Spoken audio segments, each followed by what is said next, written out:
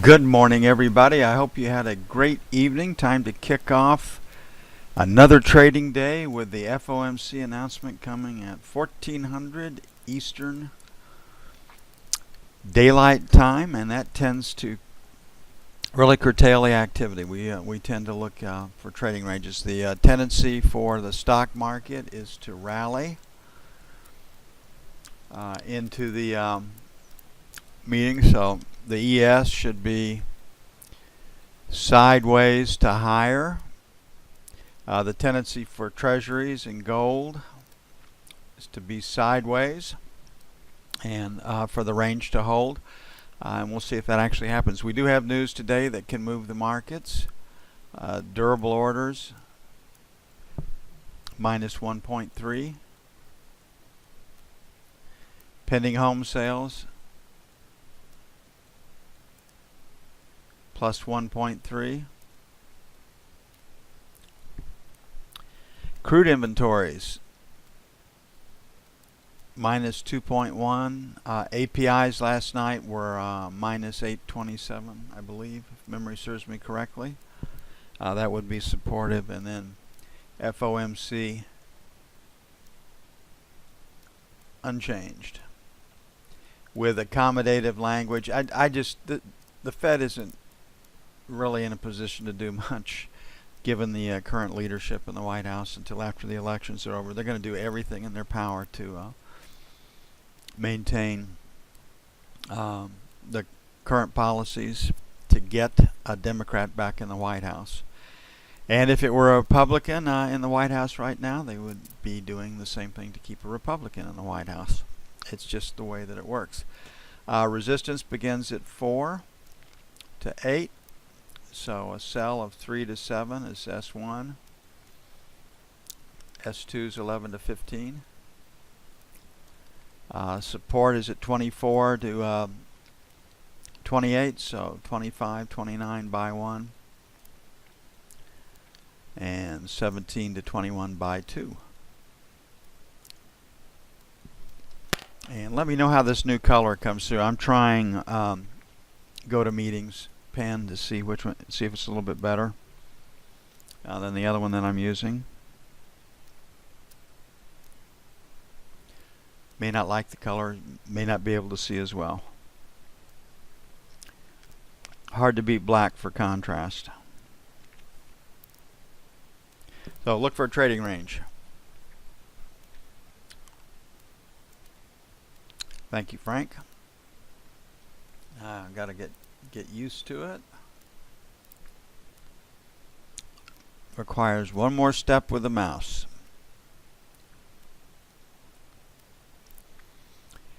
Okay, resistance begins at 28, maybe 24, given these two highs right here. So we'll make resistance 1, 24, 28.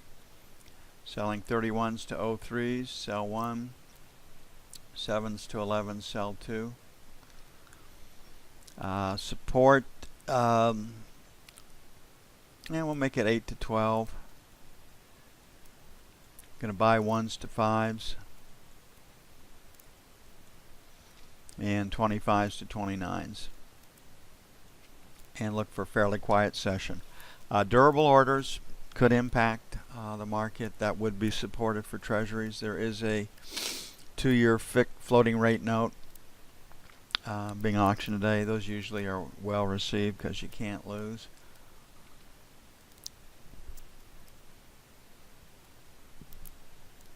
They don't pay very well, but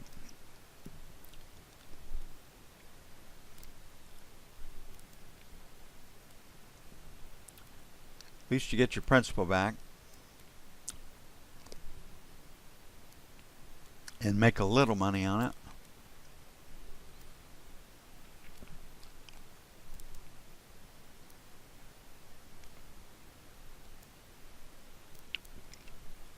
Gold had $5 range yesterday, a little bit less than a $5 range. I imagine that will be the same again today. Gold reacts to the news like treasuries do. Gold, you can trade fundamentally with gold. We've got a buyer in the 15 to 17 area. We've got a seller against 25, and I imagine that will hold. So 23.25 sell 1, 29.31 sell 2. On the buy side, 14 to 16 buy 1, and buy 2, 10 to 12. We're basically trying to buy 10 to 15s. You heard that yesterday. And sell the 25 to 30 area.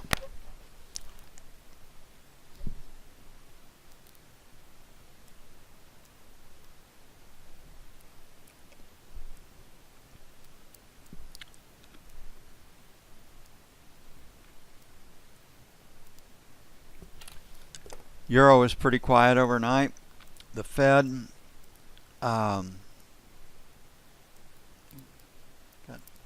keep going back to Epic Pen right here. It's just burned in. I have to get used to that. Very, very quiet. We had a 25 to 35 sell, I believe. Yeah, 25 plus or minus. That looks pretty good. So 25 to 35 sell 1. 45, 55 sell 2. On the buy side, the buck to 10 buy 1. And 75 buy 2.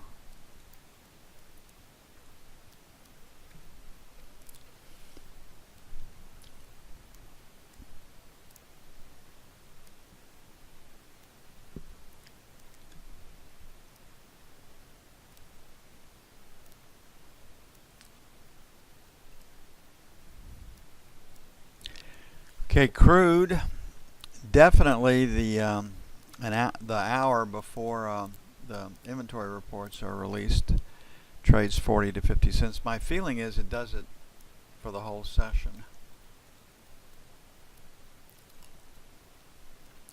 So we'll do what we've been doing, 43, 43 and a quarter, sell 1. Maybe some short covering into the inventories. They're supposed to be supportive. And then 50 to 75 sell 2. On the buy side, 42 and a quarter, 42.50. Pretty much where we were last night, 41.75, 42 even for buy 2.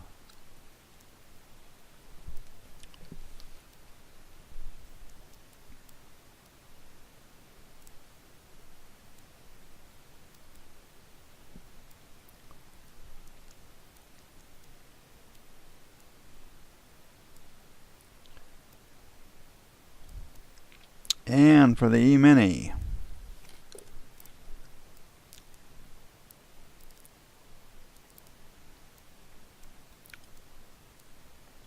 the tendency is for the E-mini to rally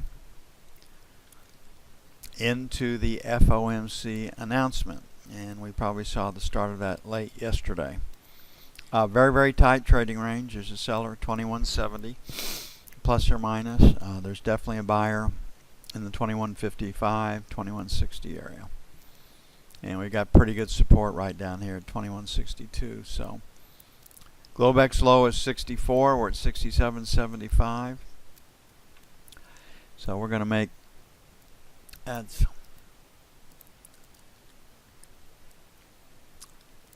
going to make 2160, 2165 is our buy zone. And our sell zone is going to be 70 to 72. And don't really like the sell side all that much. And 74 to 76. The durable orders numbers should take us down. Doubt that it will by much. Buy 2 will be 55 to 57. And again, the Fed, the only bright spot in the economy where they don't lie about the numbers because they can't, are stock markets. And G20 around the world, everybody's doing the same thing. They're borrowing to spend support their economies and support their stock markets. If it weren't for this support, stocks would be lower. And as long as everybody stays on the same page, money's going to flow into the stock market. So you can borrow at negative interest rates, not very much, and you can roll it in the stock market and get capital appreciation and probably a dividend that beats what you have to, your borrowing costs. So that game's been played since March of 2009, and I don't see that changing. Okay, going to take a bit to get everything up and posted. I'm going to get busy on that. I will be back with you as soon as possible.